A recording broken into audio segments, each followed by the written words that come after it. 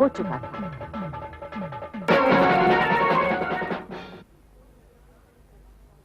Alipur jail में रहते हुए जवाहरलाल नेहरू का स्वास्थ्य खराब हो चला था। उनका वजन घटने लगा था। तब उन्हें वहां से हटाने का निश्चय किया गया। इस तरह एक बार फिर वो देहरादून जेल पहुंच गए। सन 1935 में कांग्रेस का 50वां अधिवेशन होना था, पर वो नहीं हो सका। वर्ष के आरंभ से ही कांग्रेस के सदस्य विधानमंडलों के चुनाव लड़ने में व्यस्त हो गए थे। सरकार ने कांग्रेस से पाबंदी उठा ली थी। चुनावों में कांग्रेस की भारी विजय हुई।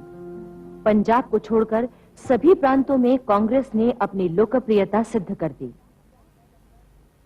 इस बीच 4 सितंबर 1935 को जवाहरलाल नेहरू को रिहा कर दिया गया।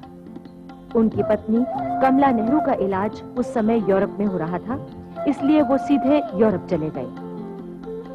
28 दिसंबर 1935 को बंबई में कांग्रेस का स्वर्ण जयंती कार्यक्रम आयोजित किया गया। सूर्योदय के साथ ही प्रभात फेरियां निकली।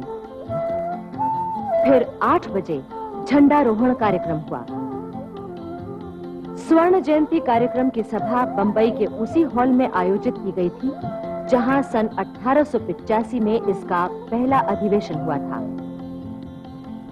अध्यक्ष पद से बोलते हुए डॉक्टर राजेंद्र प्रसाद ने कहा था, जनता की स्वतंत्रता इस कांग्रेस का निश्चित उद्देश्य था, लेकिन तब स्वतंत्रता परिभाषा रहित शब्द था। अब उसने पूर्ण अर्थ पा लिया है। आज के दिन को हम स्मृति का और पूर्ण स्वराज्य लेने के अपने संकल्प दोहराने का दिन बनावें। फिर सन 1936 में 12 से 14 अप्रैल तक कांग्रेस का 51वां अधिवेशन लखनऊ में आयोजित हुआ। इसकी अध्यक्षता जवाहरलाल नेहरू ने की थी। नेहरू जी ने इस अवसर पर बड़ी महत्वपूर्ण बात कही। मैं इस संबंध में निश्चित हूं कि संसार की तथा भारत की समस्याओं का समाधान केवल समाजवाद से ही हो सकता है।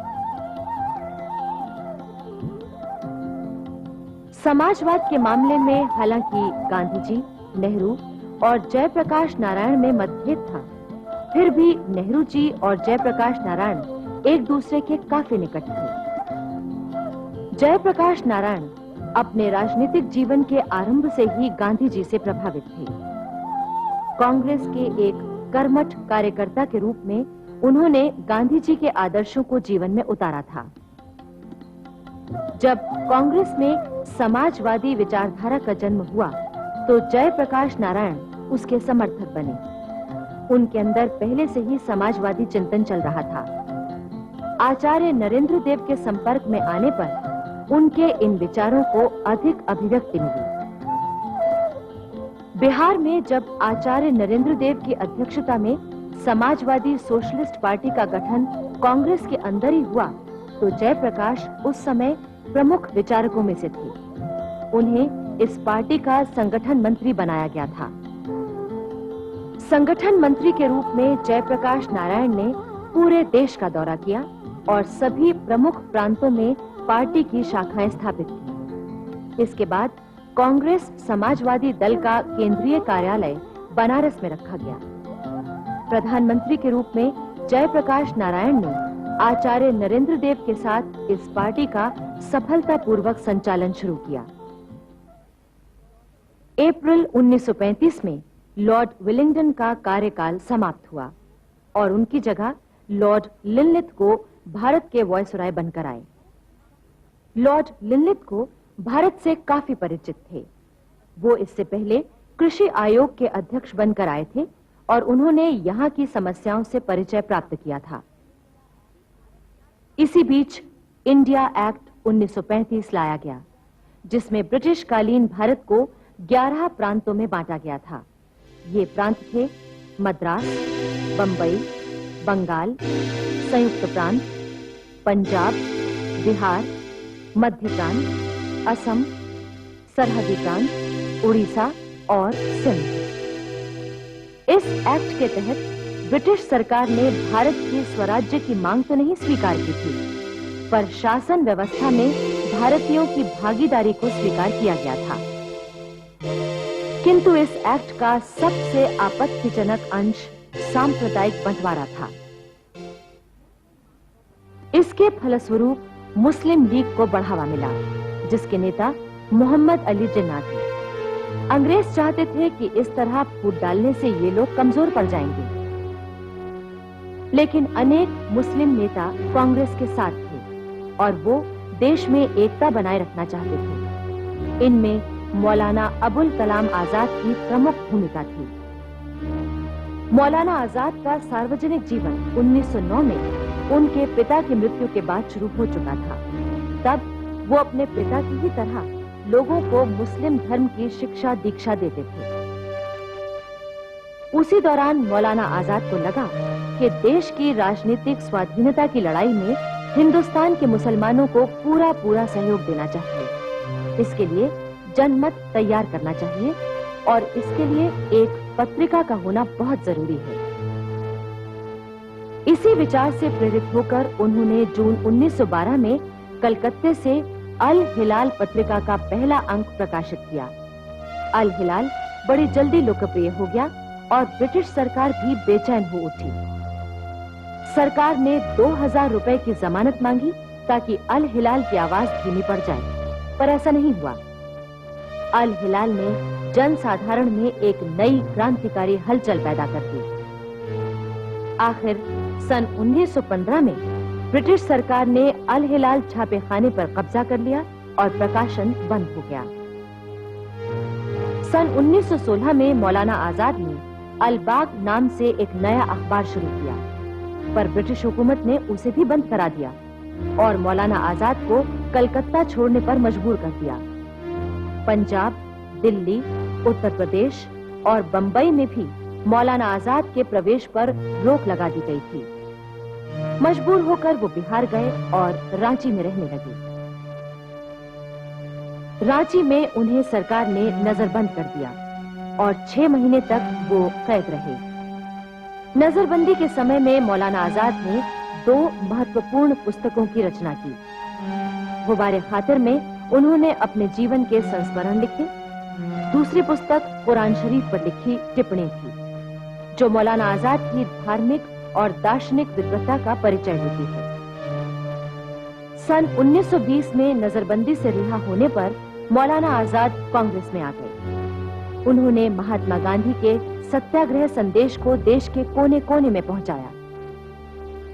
मौलाना आजाद भाषण कला में इतने निपुण थे कि उसके फलस्वरूप देश के शहरों और गांवों की मुस्लिम जनता के दिल में आजादी के प्रति जबरदस्त चेतना पैदा हुई। सन 1921 में अन्य कांग्रेसी नेताओं के साथ मौलाना आजाद को भी गिरफ्तार किया गया। उन्हें 1 साल की सजा दी गई, लेकिन उस वक्त अदालत में उन्होंने जो बयान दिया था वो आज भी उनके राष्ट्र प्रेम और विद्वता की मिसाल है। उन्होंने बयान के अंत में कहा था, मेरा यकीन है कि आजादी इंसान का खुदादाद हक है। गुलामी की जंजीरों के लिए चाहे जितने खूबसूरत अल्फाज दिए जाएं, फिर भी गुलामी तो गुलामी है और वो खुदा व कुदरत के कानून के खिलाफ है। अपने मुल्क को गुलामी से नजात दिलाना मेरा फर्ज है। सन 1923 में कांग्रेस के दिल्ली अधिवेशन में उन्हें अध्यक्ष बनाया गया था। उस समय उन्होंने कांग्रेस को संगठित करने में बड़ी महत्वपूर्ण भूमिका निभाई थी। सन 1930 में कांग्रेस अध्यक्ष जवाहरलाल नेहरू की गिरफ्तारी पर मौलाना आजाद को अध्यक्ष नामजद किया गया, पर कुछ ही समय में उन्हें भी गिरफ्तार कर लिया गया था। मौलाना आजाद जहां गांधी जी के अनुयायी थे, वहीं उनकी राष्ट्रीयता खरे सोने की तरह जगमगाती थी। यही कारण था कि मुस्लिम लीग के लाख प्रलोभनों के बावजूद भी वो अपने राष्ट्रीय विचारों को छोड़ नहीं सके। सन 1937 के चुनावों में कांग्रेस की जीत हुई और मुस्लिम लीग को विशेष सफलता नहीं मिली। हालांकि मुस्लिम लीग भारत के मुसलमानों का प्रतिनिधित्व करने वाली एकमात्र संस्था होने का दावा नहीं कर सकती थी, पर उसके कट्टर नेता पीछे हटने वाले नहीं थे। इन नेताओं में मोहम्मद अली जिन्ना प्रमुख थे। जो ये कहते थे कि भारत में लोकतंत्र नहीं होना चाहिए। जवाहरलाल नेहरू ने इस मामले में जिन्ना साहब से मुलाकात की और लीग के साथ समझौता करने का प्रयत्न किया, पर उससे कोई नतीजा नहीं निकला। इस समय अंतर्राष्ट्रीय परिस्थिति बड़ी तेजी से बदल रही थी। दूसरे विश्व युद्ध के बादल मंडराने लगे थे। इधर जापान ने चीन पर हमला कर दिया था, उधर एबिसिनिया और स्पेन में युद्ध जारी था। भारतीयों की सहानुभूति प्रगतिशील शक्तियों के साथ थी, इसलिए कलकत्ते में कांग्रेस कमेटी की मीटिंग में जापानी हमले की निंदा की गई। 19 जनवरी 1938 को बारदोली के निकट हरिपुरा ग्राम में सुभाष चंद्र बोस के सभापतित्व में कांग्रेस का अधिवेशन शुरू हुआ। सुभाष चंद्र बोस कुछ ही दिन पहले जेल से छूटे थे। उन्होंने अपने भाषण में चेतावनी दी कि विश्व युद्ध का खतरा नजदीक ही है। सुभाष चंद्र बोस अब तक एक स्वतंत्र और साहसी नेता के रूप में उभर कर आ चुके थे। नवयुवकों, मजदूरों और किसानों ने हृदय से उन्हें अपना नेता मान लिया था। यही कारण था कि कांग्रेस की सदस्यता में भी 9 गुनी वृद्धि हुई। सुभाष चंद्र बोस ने भरसक प्रयत्न किया कि जिन्ना साहब से सुलह हो जाए और सारा राष्ट्र एक हो जाए। उन्होंने जिन्ना को विश्वास दिलाया कि वो मुसलमानों के हितों के प्रति उसी प्रकार सजग और सावधान है जिस तरह दूसरों के लिए। कांग्रेस हिंदुओं का नहीं, सारे देश का विचार मंच है। लेकिन जिन्ना ने अनेक झूठे दावों और आरोपों द्वारा यही सिद्ध किया कि कांग्रेस हिंदुओं की और मुस्लिम लीग मुसलमानों की संस्था है। सुभाष चंद्र बोस के लाख प्रयत्नों के बावजूद भी जिन्ना अपने इरादों से टस से मस नहीं हुए। जब सुभाष चंद्र बोस चटगांव के दौरे पर गए तो मुस्लिम लीग के समर्थकों ने उन पर पथराव किया। उन्हें मामूली चोटें आईं। फिर भी उन्होंने जनता से यही अपील की कि वो धैर्य और आत्मसंयम का परिचय दें। घृणा को इसी तरह दूर किया जा सकता है, किंतु इसके उत्तर में मुस्लिम लीग ने घृणा और भेदभाव की दीवार ही खड़ी की। सन 1939 में त्रिपुरी में कांग्रेस अधिवेशन के अध्यक्ष पद के लिए सर्वसम्मति से निर्णय नहीं हो सका और सुभाष चंद्र बोस तथा पट्टाभी सीतारमैया के बीच चुनाव हुआ। पट्टाभी सीतारमैया को गांधी जी का समर्थन प्राप्त था। पट्टाभी सीतारमैया ने विद्यार्थी जीवन से ही उच्च आदर्शों का पालन किया और राष्ट्रीयता के गुणों को अपनाया। सन 1907 में बंबई के कांग्रेस अधिवेशन में उन्होंने स्वदेशी आंदोलन के बारे में भाषण दिया तो उससे कांग्रेस के सभी नेता बहुत प्रभावित हुए। फिर वो कांग्रेस के सभी अधिवेशनों में भाग लेने लगे। आंध्र प्रदेश में कांग्रेस का प्रचार करने में पट्टाभी सीतारमैया ने महत्वपूर्ण भूमिका निभाई। हिंदू मुस्लिम एकता के लिए भी वो बराबर प्रयत्न करते रहे। डॉक्टर पट्टाभी सीतारमैया कांग्रेस के सर्वप्रथम इतिहासकार माने जाते हैं। 1935 में कांग्रेस की स्वर्ण जयंती के अवसर पर कांग्रेस के इतिहास का महान ग्रंथ उन्होंने कांग्रेस अध्यक्ष को भेंट किया। उस ग्रंथ के प्रकाशित होने पर न केवल 10,000 प्रतियां हाथों हाथ बिक गईं, बल्कि हिंदी, उर्दू, मराठी, उड़िया, तेलुगु, कन्नड़ और मलयालम भाषाओं में उसका अनुवाद भी हुआ। सन 1939 की त्रिपुरी कांग्रेस में अध्यक्ष पद के चुनाव में पट्टाभी सीतारमैया को 1376 मत मिले, जबकि सुभाष चंद्र बोस को 1575 मत मिले। पट्टाभी हार गए और सुभाष जीत गए। इस समय हालांकि गांधी जी कांग्रेस से अलग थे, लेकिन उस पर अपना प्रभाव वो बराबर बनाए हुए थे। यही कारण था कि पट्टाभी की हार पर उन्होंने कहा था, ये पट्टाभी की नहीं, मेरी हार है। त्रिपुरी अधिवेशन में सुभाष बोस को तेज बुखार था। उन्हें स्ट्रेचर पर लाया गया था और अधिवेशन की कार्रवाई इसी तरह चलाई गई। किंतु अधिवेशन में सुभाष समर्थक और गांधी समर्थक दल खुलकर सामने आ गए। सुभाष बोस की जय के नारे लगे। इससे गांधी समर्थक दल को बड़ी निराशा हुई। गांधी जी ने पट्टाभी की हार से यहाँ तक कह दिया, कांग्रेस अब भ्रष्ट संगठन हो गया है। अब मुझे जरा भी संदेह नहीं है कि कांग्रेस के लोग उन सिद्धांतों और नीतियों को नहीं मानते हैं जिनका मैं समर्थन करता हूं।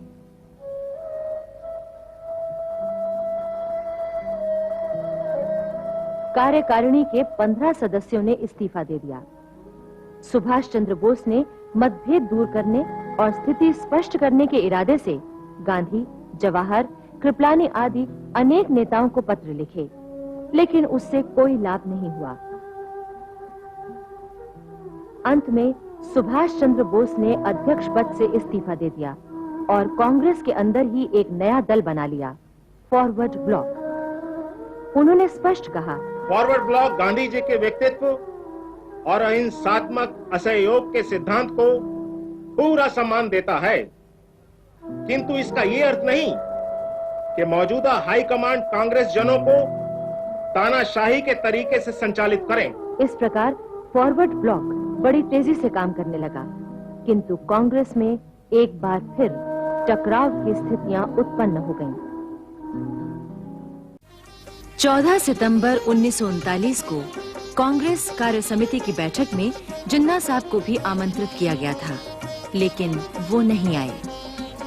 कार्य समिति की इस बैठक में जहां फासिस्टवाद और नाजीवाद की निंदा की गई, वहीं भारत के वायसराय और ब्रिटिश सरकार द्वारा उठाए गए कदमों के प्रति भी विरोध प्रकट किया गया। कांग्रेस ने सहयोग देना स्वीकार किया, लेकिन कुछ शर्तें भी रखी। ये कहा गया कि भारत ऐसे युद्ध में सहयोग नहीं दे सकता जिसका उद्देश्य तो लोकतंत्र और स्वतंत्रता बताया जा रहा है, पर स्वयं भारत में मामूली नागरिक स्वतंत्रता तक छीन ली गई है। कांग्रेस के इस रवैये के कारण प्रांतों के गवर्नरों और मंत्रियों में खींचातानी बढ़ने लगी थी। 22 अक्टूबर को कांग्रेस कार्य समिति ने सभी मंत्रिमंडलों को त्याग पत्र देने की हिदायत दी और नवंबर के पहले हफ्ते में सभी ने इस्तीफे दे दिए। मंत्रिमंडलों के इस्तीफे के तुरंत बाद ही ब्रिटिश शासन ने फिर से अपना दमन चक्र शुरू कर दिया। गिरफ्तारियां शुरू हो गईं और जुलूसों पर गोलियां और लाठियां बरसने लगीं। एक ओर जबकि कांग्रेस ब्रिटिश नीतियों का विरोध कर रही थी और स्वतंत्रता की मांग कर रही थी, लाहौर में मार्च 1940 में आयोजित मुस्लिम लीग के अधिवेशन में मोहम्मद अली जिन्ना ने स्पष्ट शब्दों में कहा, मुसलमान माइनॉरिटी नहीं है, वे कौम है। उन्हें घर चाहिए, एक इलाका चाहिए और एक मुल्क चाहिए।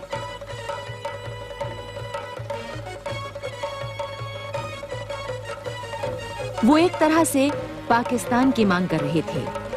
जिन्ना चाहते थे कि कांग्रेस पाकिस्तान और हिंदुस्तान की बात को सिद्धांततः स्वीकार कर ले, बाकी बातें बाद में तय की जा सकेंगी।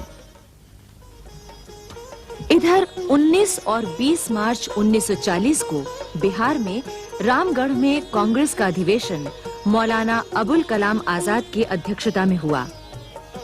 इस अधिवेशन में पर्चे बांटे जा रहे थे कि हमारा कर्तव्य है न एक पाई, न एक भाई, न कोई माल, यानी न हम युद्ध के लिए एक पाई देंगे, फौज में भर्ती होने के लिए न एक भाई देंगे और न सेना के लिए सामान देंगे। इस फैसले से ब्रिटिश सरकार घबरा उठी थी। वो चाहती थी कि खुद बच निकले और भारत को युद्ध में झोंक दे। उसने मुस्लिम लीग को अपनी ओर मिलाना चाहा, पर सफलता नहीं मिली। रामगढ़ अधिवेशन में 4 महत्वपूर्ण निर्णय लिए गए।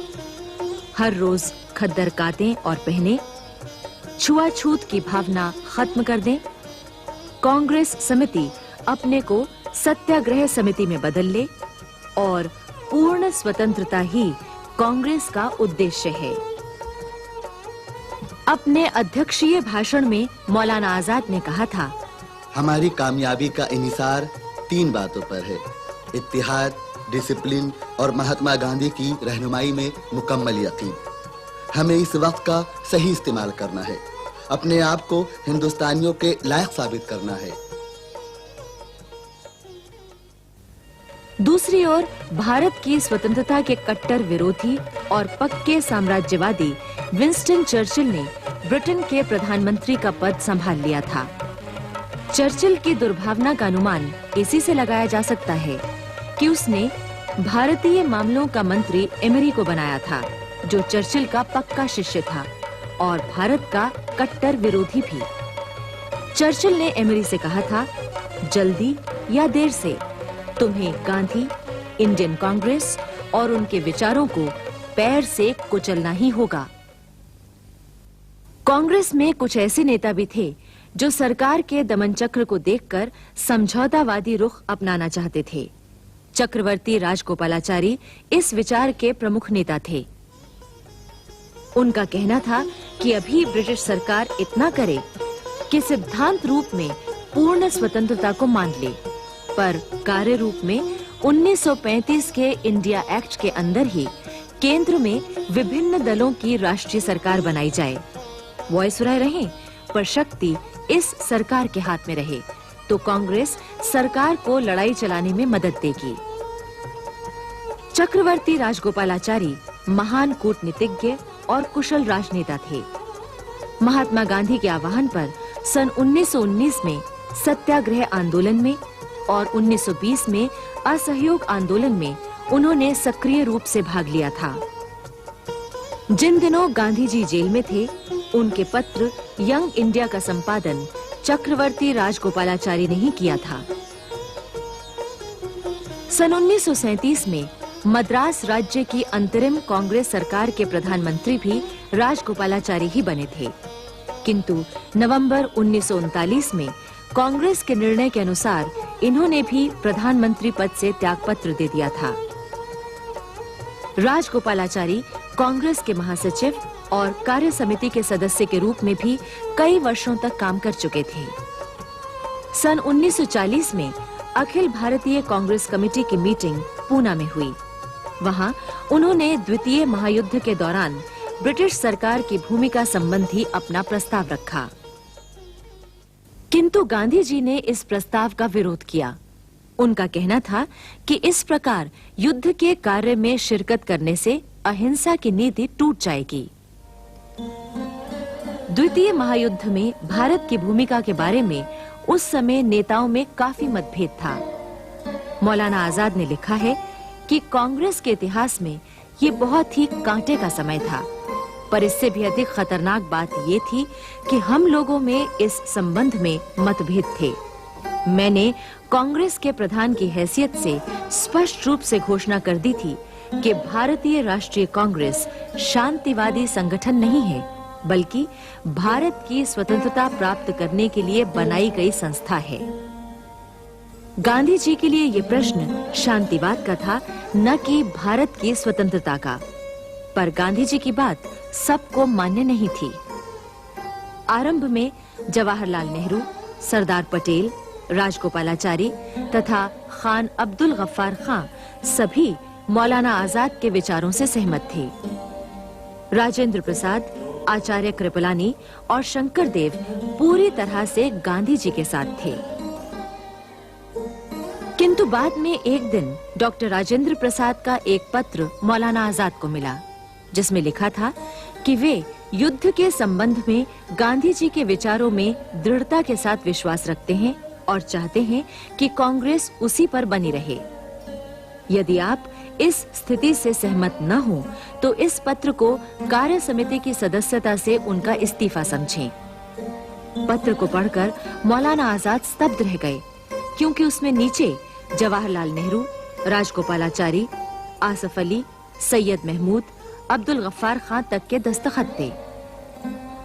मौलाना आजाद को इससे बड़ी ठेस लगी कि जो लोग अब तक उनके समर्थक थे, अब ऐसा पत्र लिख रहे हैं। बस उन्होंने फौरन लिख दिया कि मैं आप लोगों से सहमत हूं। इस बीच एक रोचक घटना हुई। गांधी जी जब लॉर्ड लिलिथगो से मिले तो उन्होंने कहा, अंग्रेजों को हथियार छोड़कर आध्यात्मिक शांति से हिटलर का मुकाबला करना चाहिए। लॉर्ड लिनलिथगो को यह सुझाव बड़ा असाधारण और आश्चर्यजनक लगा। वो चकित रह गए। आमतौर से वो घंटी बजाकर एडीसी को बुलाते थे और उससे कहते थे कि गांधी जी को उनकी कार तक छोड़ाए, पर इस बार न उन्होंने घंटी बजाई न एडीसी को बुलाया। नतीजा ये हुआ कि गांधी जी चले तो वायसराय एकदम मौन जड़वत से खड़े थे। गांधी जी को अकेले ही अपने आप अपनी कार तक आना पड़ा। जब अंग्रेजों ने कांग्रेस का सहयोग प्रस्ताव अस्वीकार कर दिया तो गांधी जी ने सीमित रूप से सविनय अवज्ञा आंदोलन की बात सोची। कारण यह था कि उस समय लड़ने का इससे बेहतर तरीका और कोई नहीं था।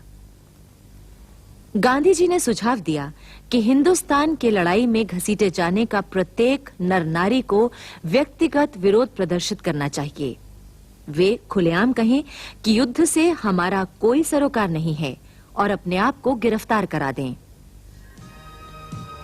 इस आंदोलन में प्रथम वैयक्तिक सत्याग्रही जवाहरलाल नेहरू होने वाले थे, लेकिन सत्याग्रह करने से पहले ही एक भाषण के कारण वो जेल भेज दिए गए। तब प्रथम वैयक्तिक सत्याग्रही विनोबा भावे को चुना गया। 17 अक्टूबर 1940 को वर्धा से 8 किलोमीटर दूर पवनार गांव में विनोबा भावे ने युद्ध विरोधी भाषण दिया और सत्याग्रह आरंभ किया। आखिर 21 अक्टूबर को उन्हें गिरफ्तार करके जेल में बंद कर दिया गया। इसके बाद देश भर में लोग गिरफ्तारियां देने लगे। वो गिरफ्तार होते हुए कहते थे कि इस लड़ाई में मदद देना हराम है। गांधी जी स्वयं उस सूची को देखते थे जो सविनय अवज्ञा आंदोलन में भाग लेना चाहते थे। वो उन नामों को तय करते थे और पुलिस को वो सूचना भिजवा देते थे कि वो कब और कहां युद्ध विरोधी सांकेतिक आंदोलन करने आ रहे हैं। 17 नवंबर को सरदार पटेल को गिरफ्तार किया गया। 4 दिसंबर को चक्रवर्ती राजगोपालाचारी ने अपनी गिरफ्तारी दी और उन्हें 1 वर्ष कैद की सजा दी गई। 30 दिसंबर को मौलाना आजाद इलाहाबाद में जब सवेरे सवेरे एक चाय घर में चाय पीने जा रहे थे कि तभी पुलिस सुपरिंटेंडेंट ने उन्हें वारंट दिखाया और आदाबर्ज किया।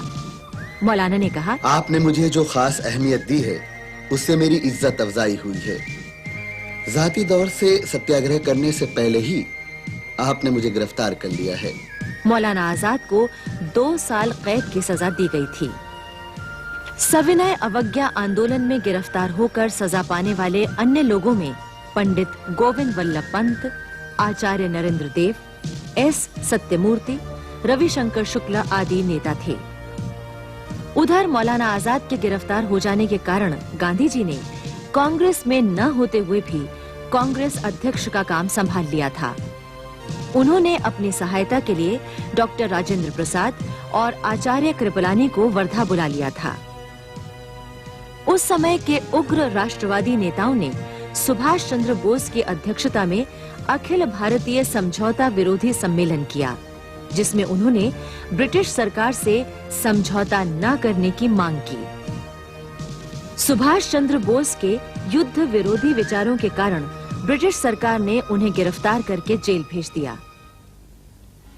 उत्तर प्रदेश में वैयक्तिक सत्याग्रह ने जन आंदोलन का रूप ले लिया था और इस कारण वहां ब्रिटिश शासन का दमन चक्र जोरों से चला था। बिहार में मुस्लिम लीग के प्रभाव से सांप्रदायिक तनाव बढ़ गया। गांधी जी चाहते थे कि देश स्वतंत्र हो जाए। शेष समस्याएं अपने घर की हैं और इन्हें घर के लोग मिलकर सुलझा लेंगे। परंतु अंग्रेज नहीं चाहते थे कि भारत एक हो सके। सर तेज बहादुर सप्रू की अध्यक्षता में एक निर्दलीय सम्मेलन बुलाया गया। इसका उद्देश्य ये था कि सांप्रदायिक सद्भाव पैदा हो सके। कुछ सुझाव पेश किए गए, पर सरकार भला उन्हें क्यों स्वीकार करने लगी। इससे वातावरण और बिगड़ने लगा। उधर ब्रिटेन और अमेरिका ने एक चार्टर जारी किया, जिसमें कहा गया था कि वे इस बात का वचन देते हैं कि इसका पालन किया जाएगा। चार्टर में कहा गया था कि वे समस्त जनों के इस अधिकार का सम्मान करते हैं कि वे स्वेच्छा से ऐसी सरकार का गठन करें जिसके अधीन वे रहना पसंद करते हैं, और ब्रिटिश तथा अमेरिकी सरकारें आकांक्षा करती हैं कि उन जनों को सार्वभौम सत्ता और स्वशासन का अधिकार पुनः दे दिया जाए जिन्हें जबरदस्ती उनसे अलग किया हुआ है। इस चार्टर से भारतीयों को आशा की किरण दिखाई दी, किंतु चर्चिल ने एक वक्तव्य देकर वो आशा धूमिल कर दी। उसने कहा कि ये चार्टर भारत पर लागू नहीं होता है। चर्चिल के इस बयान से लोग समझ गए कि वो कभी भारत को आजादी नहीं देगा। भारतीय नेताओं ने चर्चिल के बयान पर विचार विमर्श करके निर्णय किया कि उन्हें स्वतंत्रता आंदोलन तेजी से चलाना होगा।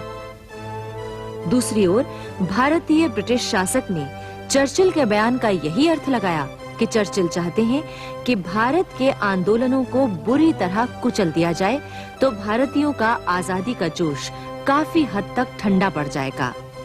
इस कारण ब्रिटिश सरकार ने अपने दमन चक्र को तीव्र गति से चला दिया।